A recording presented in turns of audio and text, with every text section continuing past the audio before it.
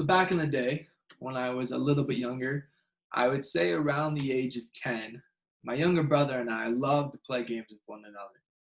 And coming from a sports family, the game we typically ended up playing was two-hand touch football. Well, on one rather cold fall day, instead of getting our beanies and sweatpants on, we thought it'd be a better idea to take the game inside. The game started off like normal, but with our living room being rather small in size, there was really nowhere to run, so playing two-hand touch football was way too difficult and didn't make much sense. During the middle of the game, my brother stopped, looked at me, and said, "Let's make things a little bit more interesting. Let's play tackle." And although I was 3 years older and about 50 pounds heavier, I couldn't help but think to myself, wow, what a great idea. So we pushed all the furniture as close to the walls as they could possibly go and restarted the entire game from the opening kickoff.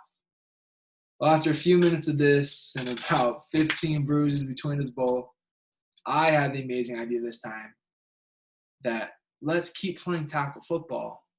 Let's also lay down some sleeping bags on the floor so we can cushion ourselves when we fall.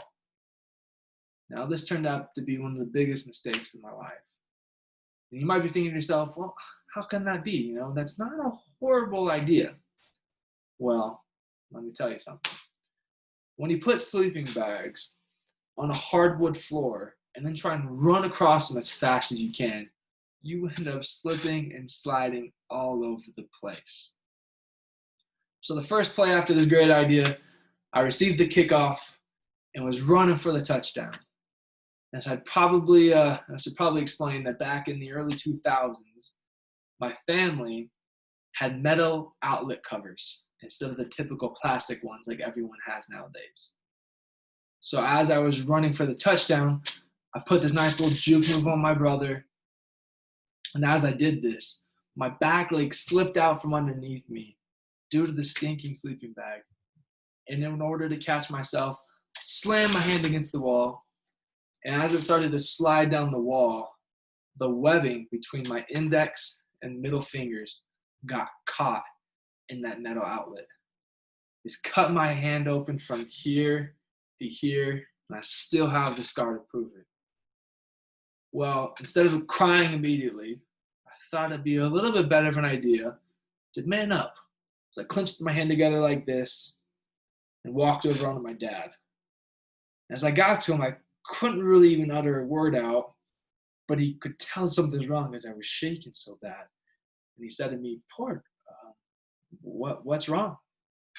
I replied, I think I cut my hand." He said, "Let me see." Well, after some initial hesitation on my part, I finally let the clenching of my hand go, and in my dad's own words, my finger flopped down like a sack of potatoes. He could hardly even believe that my finger was still even attached. Well, the next 12 hours of my life are still a little bit of a blur to me at this point, but all I can recall is my dad yelling at my brother, my mom then yelling at my dad, followed by an awkward 10-minute drive to the hospital. And after about 20 stitches and 10 days of healing, my hand was back to normal. And that is the story of how I cut my hand.